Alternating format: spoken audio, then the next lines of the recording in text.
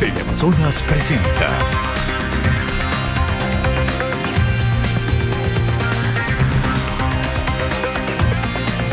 Usted y su dinero. Estimados amigos, el tiempo pasa rápido y ya estamos casi mediados de enero. Este es su programa Usted y su dinero. Soy Pablo Lucio Paredes. Yo soy Natalie de Nóbrega y le deseamos un feliz año. Un excelente año. Y vamos al primer tema del día. Primer tema del día, que es un festejo, digamos así, es que la dolarización sigue viva en el Ecuador. Recordemos que la dolarización, sin exageración, es uno de los hechos económicos más importantes de la historia del Ecuador. Y eso se dio hace 19 años. Usted creo que todavía no nacía, Natalie. Digamos que acababa de nacer. La dolarización ya es mayor de edad y camina hacia los 20 años.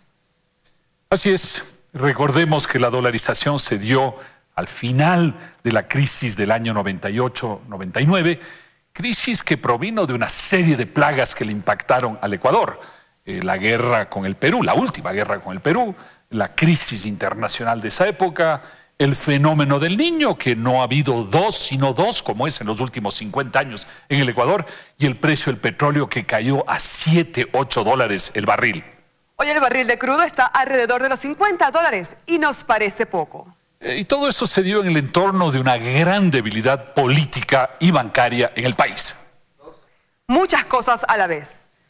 Efectivamente, muchas cosas, pero no solo fue algo de esos años, sino que el Ecuador ya venía arrastrando desde hace mucho tiempo continuos procesos inflacionarios y devaluatorios que hacían que la gente cada vez abandonaba más el sucre y buscaba refugiarse en el dólar. La crisis de 1998-1999 tuvo un enorme impacto sobre la gente. Migraron más de 500.000 de ecuatorianos. El desempleo alcanzó niveles inaceptables. La inflación y la devaluación se comían el valor de los patrimonios y de los ingresos fijos. Hubo el feriado bancario como un intento de sostener la economía, pero a costa del patrimonio y de la libertad de la gente. Y ahí llegó la dolarización en enero del año 2000, la verdad un poco caída del cielo, porque fue un intento del gobierno para salvar la economía, luego de haber hecho muchas cosas que no le funcionaron, y también para el gobierno tratar de salvarse políticamente.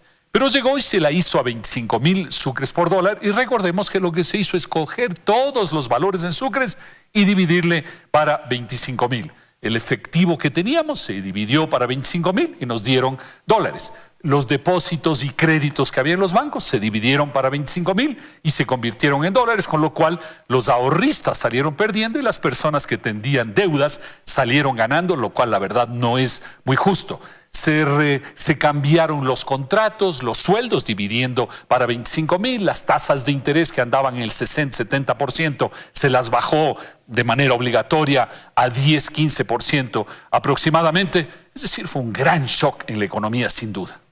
El inicio de la dolarización fue duro. El salario básico se estableció en 50 dólares, igual que las jubilaciones del IES. Se volatilizaron los ahorros y durante un par de años los precios siguieron subiendo. Veamos el siguiente reportaje.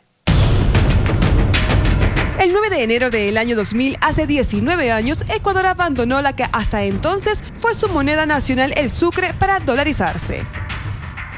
El sucre entró en vigor el 22 de marzo de 1884, con lo que se mantuvo circulando en el país 116 años. La devaluación del sucre era acelerada y la inflación había crecido hasta un 95%.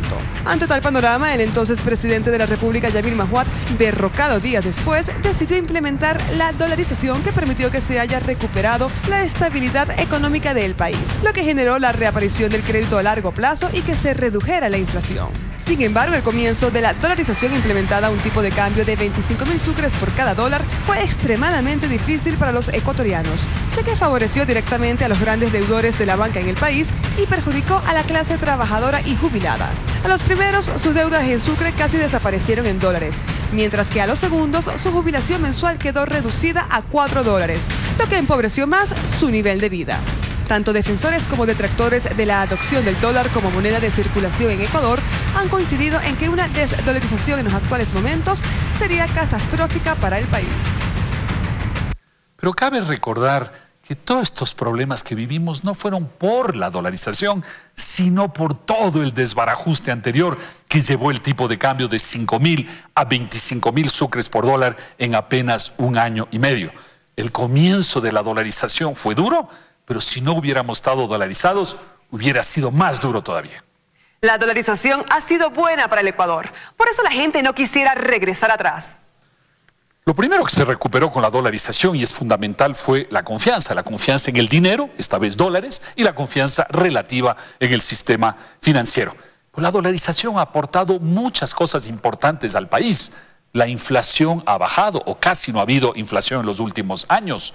La equidad, no estamos a veces muy conscientes de eso, pero el hecho que la gente pobre, igual que la gente rica, tenga el mismo paraguas monetario es tremendamente importante para la gente más pobre que ya no puede ser estafada como era antes. Una tercera cosa es que las empresas, recuerden ustedes, se dedicaban a especular con el tipo de cambio, con la tasa de interés, con los pagos, con una serie de cosas. Se acabó esa especulación y ahora las empresas, obviamente es más difícil, tienen que dedicarse a producir más y mejor.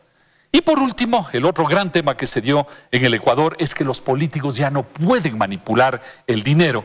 Recuerden, simplemente piensen ustedes qué hubiera pasado en estos últimos 4 o 5 años en que cayó el precio del petróleo. Si hubiéramos tenido moneda propia, hubiera sido más devaluación y más inflación sin duda.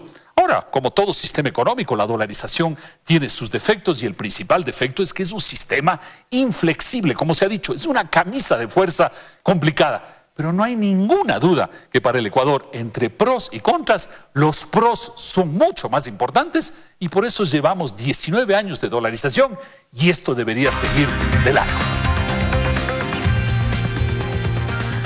Segundo tema, los trabajadores hispanos en los Estados Unidos, de los cuales muchos son compatriotas nuestros.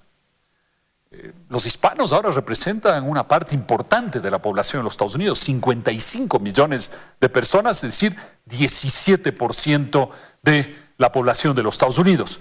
La mayor parte están en California, 15 millones, pero el estado donde va creciendo más la población es en Texas, que ahora está en 11 millones de hispanos. Veamos un reportaje en relación a este tema. Los hispanos ya representan la mayoría de la población en 30 ciudades de Estados Unidos con más de 100.000 habitantes y se concentran en los estados de California, Texas, Florida y New Jersey según datos revelados por la Oficina del Censo. Aunque el número de hispanos aumentó en todo el país desde el año 2000, más de la mitad continúan concentrados en California con el 27.8%, Texas con el 18.7% y Florida con el 8.4%. En el este de Los Ángeles, California, el 97% de la población es latina, un porcentaje solo superado por el Estado Libre Asociado de Puerto Rico, donde el 99% de los ciudadanos son hispanos. Es por ello que preguntar si las personas son ciudadanos estadounidenses durante el censo que se realizará en el 2020 podría empeorar el margen de error en el conteo de hispanos y de no ciudadanos americanos, aseguran expertos en encuestas, al comenzar un juicio sobre la decisión del gobierno del presidente Donald Trump de incluir la pregunta en el conteo federal por primera vez en 70 años. Los estados que tienen gran número de latinos demandaron al gobierno federal para mantener la pregunta fuera del conteo de población que se realiza cada década. Y es que las cifras que arrojan los censos se utilizan para determinar tanto la distribución de escaños de los estados en el Congreso como la asignación de miles de millones de dólares en fondos federales. Hispanos de diferentes orígenes, cultura, muy diversos entre sí. Sin embargo, el 63% de la comunidad hispana en Estados Unidos está conformada por mexicanos. Le siguen los puertorriqueños, que con alrededor de 5 millones de personas llegan al 10%. Y después los salvadoreños y cubanos, cada uno con cerca de 2 millones de migrantes. Las otras dos comunidades en el top 6 son los dominicanos con 1.7 millones y los guatemaltecos con 1.3 millones de personas en Estados Unidos. ¿Y los ecuatorianos, Natalie? 707.000 personas según este análisis. Este es un tema importante porque muchos ecuatorianos trabajan en los Estados Unidos o tienen parientes en ese país.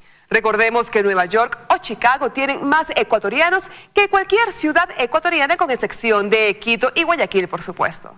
La verdad es que el dato me sorprende. Yo pensé que había más ecuatorianos en los Estados Unidos, pero quizás muchos son ilegales y por eso no aparecen en esta estadística.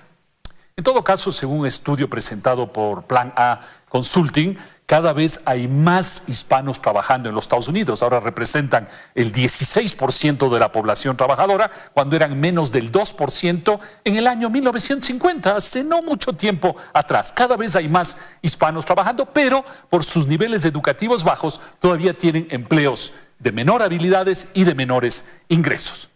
Según estudios hechos en los Estados Unidos, el ingreso promedio de los latinos en los Estados Unidos es del orden de $46,000 por año y por trabajador. Esto está bastante por debajo de lo que ganan los americanos blancos no hispanos, que es alrededor de $150,000 al año, pero es más que los afroamericanos, que tienen un promedio del orden de $30,000 al año. Entre los hispanos, los argentinos son los que tienen probablemente la educación más alta y los ingresos más altos, alrededor de $60,000 al año. Luego vienen los colombianos, los peruanos, los ecuatorianos en cuarto lugar con un promedio de $51,000 al año. Y en el último lugar están los de Honduras y República Dominicana. Por otro lado, de acuerdo con un reciente artículo del Banco de la Reserva Federal de San Luis, se demuestra que actualmente las trabajadoras hispanas superan a sus contrapartes masculinas en educación y en trabajos mejores remunerados. Incluso los datos revelan que la proporción de trabajadoras hispanas en ocupaciones profesionales casi duplica la de sus contrapartes masculinas. Bueno, y también para los niveles de educación más altos, las mujeres hispanas han avanzado más que los hombres. Los hombres han pasado de 3 a 9% de personas que tienen estudios universitarios, mientras las mujeres han pasado al 12%. Es decir, ahora la relación entre mujeres y hombres con estudios universitarios es de 4 a 3 en favor de las mujeres.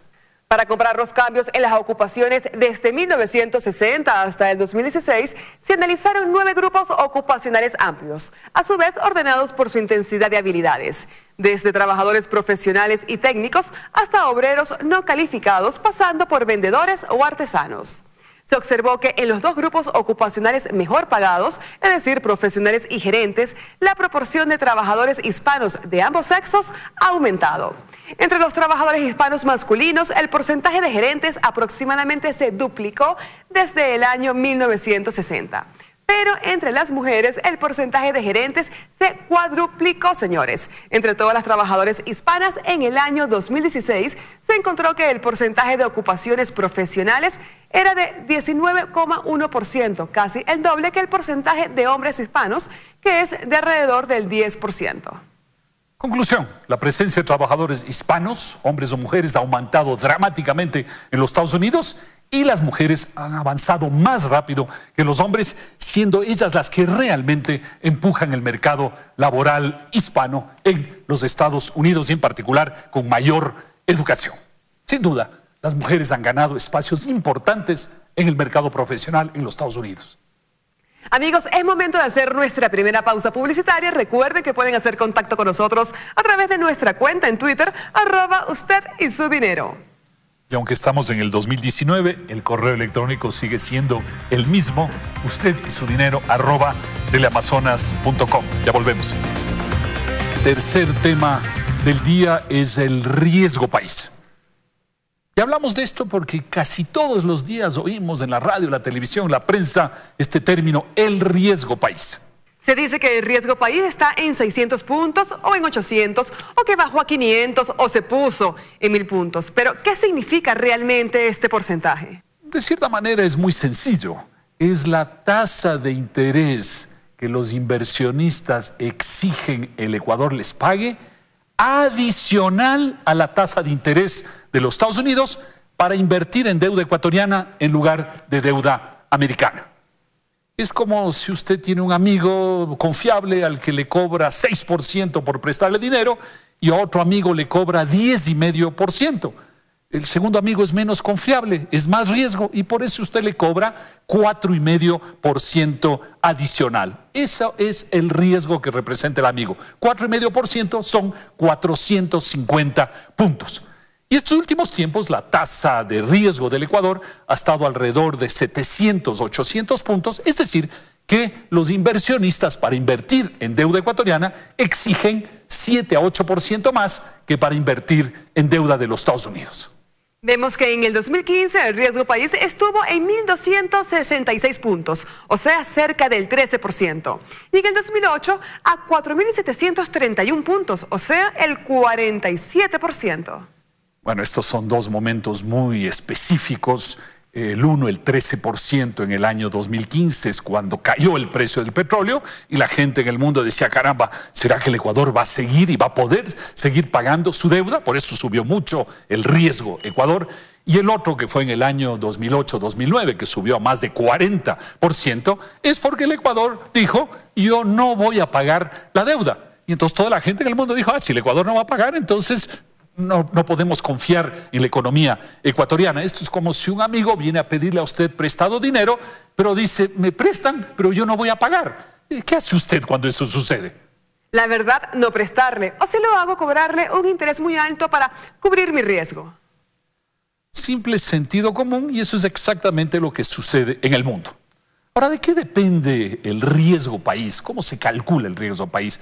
Bueno, los inversionistas en el mundo estudian continuamente la economía ecuatoriana, igual que de otros países, y lo hacen con un objetivo para ellos muy importante, es establecer cuál es la probabilidad y el riesgo de que el Ecuador pague o no pague su deuda. Y en función de eso, cobran una tasa de interés más alta o más baja para tener papeles de deuda ecuatoriana.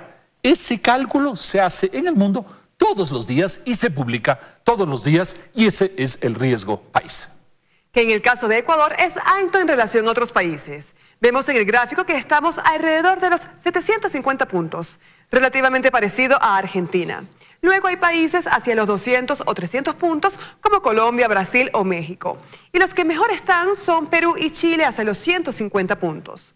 Y entiendo que obviamente no está Venezuela en esta lista porque su nivel es mucho, mucho más alto. Efectivamente, con excepción de Venezuela, estamos 500 a 600 puntos por encima de otros países, es decir, que al Ecuador le cuesta 5 o 6% más caro el endeudarse en el mercado internacional. Y esto se debe básicamente a que en los últimos años la economía, los últimos 10 años la economía ecuatoriana ha sido muy mal manejada, pero en general hemos tenido un riesgo país alto porque siempre nos han caído cosas encima, como lo que hablamos hace poco, la crisis del año 98-99 que llevó a la dolarización.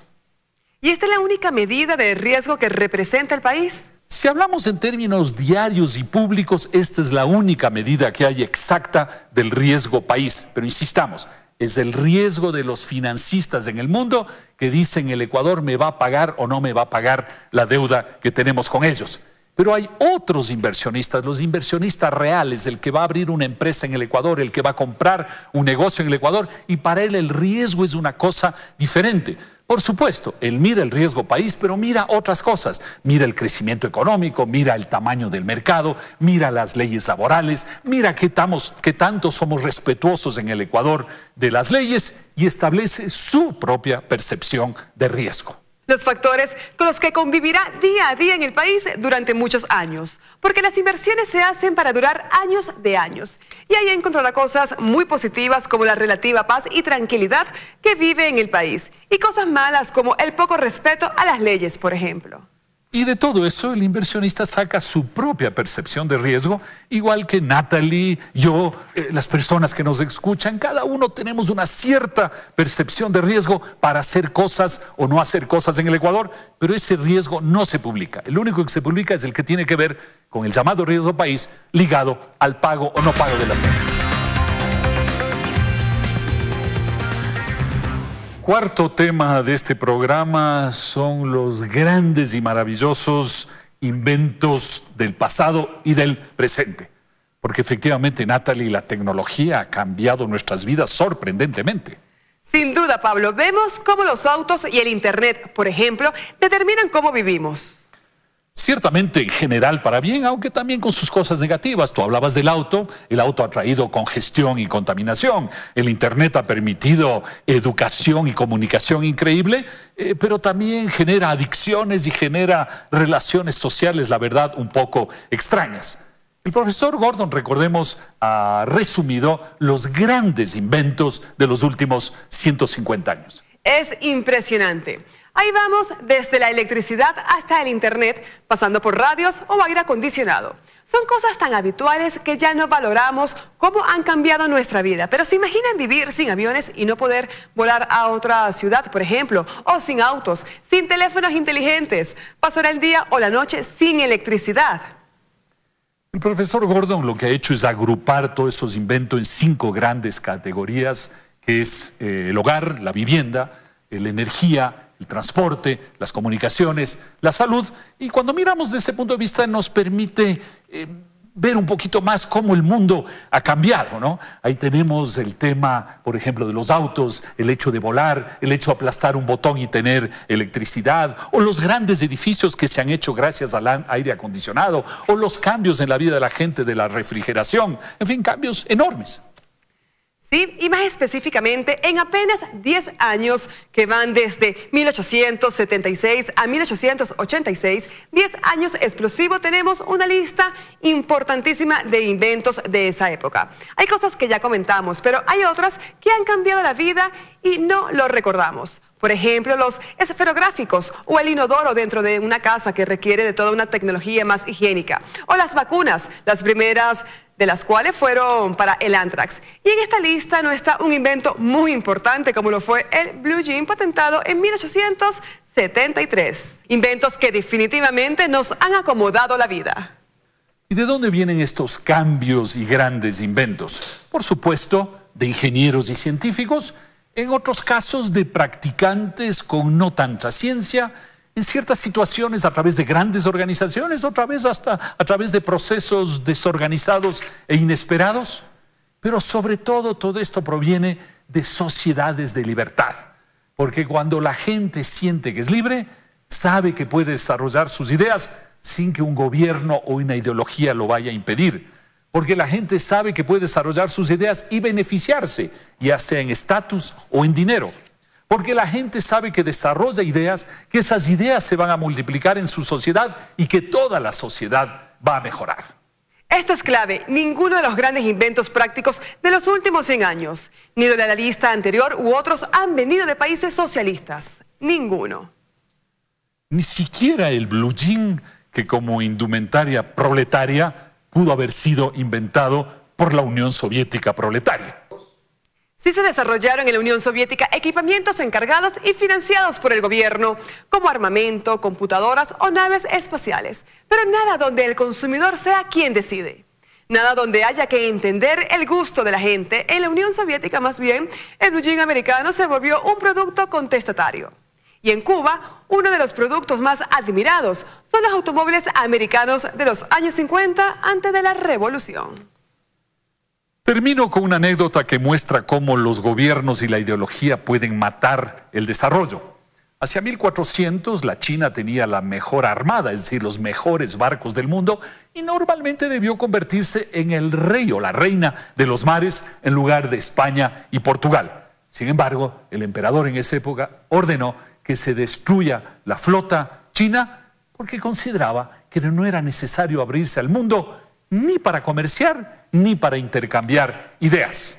100 años después, la China estaba cayendo en lugar de seguir avanzando. Con esto vamos a un nuevo corte. Les recuerdo nuestro correo electrónico, el de siempre, usted y su dinero, @teleamazonas.com. Y nuestro Twitter, @usted y su dinero. Ya regresamos.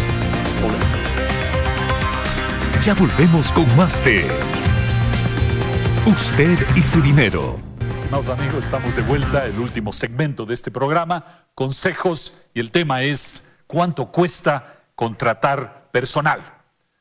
En este inicio del 2019, quizás, ojalá, usted está pensando contratar a alguien por razones personales o empresariales. ¡Qué buena cosa! Eso genera empleo, mueve la economía, todo el mundo está mejor, pero hay que hacer cuentas de corto y largo plazo para estar claro en lo que estamos haciendo. Este es un punto esencial, pensar a largo plazo. Las leyes laborales en el Ecuador están diseñadas para que la relación entre el trabajador y el empleador se mantengan indefinidamente. No está ideado para que el empleador tenga la flexibilidad de contratar y luego despedir conforme lo permitan sus finanzas y el desempeño de su negocio. Por el contrario, busca que a pesar de que a la empresa le vaya bien o le vaya mal, los trabajadores se mantengan estables en sus plazas de empleo. Desgraciadamente en el Ecuador se parte de la idea errada de que lo que el empleador quiere hacer es despedir al trabajador. Eso no tiene ningún sentido. El despido es una mala cosa y un mal momento para todos. Ese no es el objetivo de nadie, pero desgraciadamente sucede. Y eso lleva a tener costos muy altos en el trabajo y en el despido, porque cuando alguien va a contratar en el Ecuador necesariamente está pensando: ¿cuánto me cuesta si tengo que despedir por la razón que sea, ajena a mi deseo, por la razón que sea tengo que despedir a alguien? Por lo dicho, usted debe pensar que el costo de contratar a una persona va mucho más allá de pagar puntualmente el salario. Pues además se deberán prever el pago de los famosos décimos, los fondos de reserva, las vacaciones, etc. También es saludable tener un ahorro por si se debe eliminar el puesto de trabajo y cancelar por lo tanto las indemnizaciones de ley. Hagamos juntos los cálculos básicos si es que usted contrata a alguien y vamos a suponer que le contrata al salario mínimo. Entonces, primera cosa, le cuesta obviamente el salario, que actualmente está en 394 a partir de enero del año 2019. Luego hay el 11,5% de aporte al Seguro Social. El empleador aporta 11,5%, el trabajador 9,5%, ese es una adicional que está aparte. Luego tenemos los fondos de reserva, que son $33 mensuales que se paga a partir del segundo año. Y luego hay los décimos, el 13º, que es un 12avo del ingreso anual, en este caso $33, que se paga mensualmente o en diciembre. Y luego hay el 14º, que también son $33 en este caso, y que se paga en agosto o en marzo en la sierra o en la costa. Y además hay más cosas. Así es, Pablo. Además, debe tener una provisión de vacaciones de unos $17. El trabajador tiene derecho a 15 días anuales de vacaciones remunerados. Se necesita provisionar un rubro para, de ser el caso, contratar a alguien más por ese periodo. También debe tener una provisión por terminación, al menos unos $66 por mes. Es mejor tener algún dinero ahorrado para cancelar las indemnizaciones.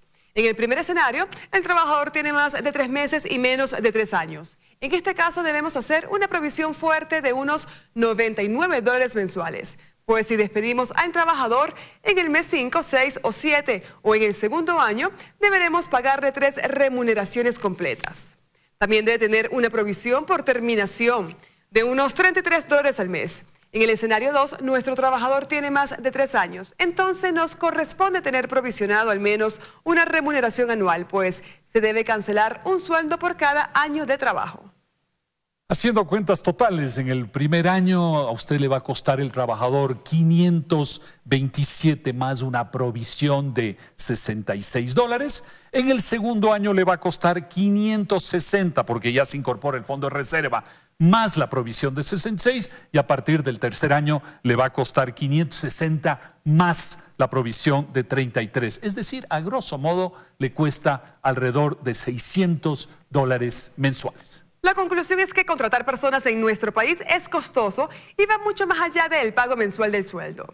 Se requiere una planificación adecuada para que sus finanzas puedan responderle cuando deba, cancelar los décimos, depositar el fondo de reserva o inclusive cuando deba cancelar indemnizaciones si por cualquier motivo despide a su trabajador. Esperamos que estos consejos le hayan servido. Y nos vemos la próxima semana. Recordándoles por mi parte el correo electrónico ustedysudinero@teleamazonas.com. Nuestro Twitter, usted y su dinero. Le deseamos un feliz comienzo de semana. Un abrazo a todos. Teleamazonas presentó Usted y su dinero.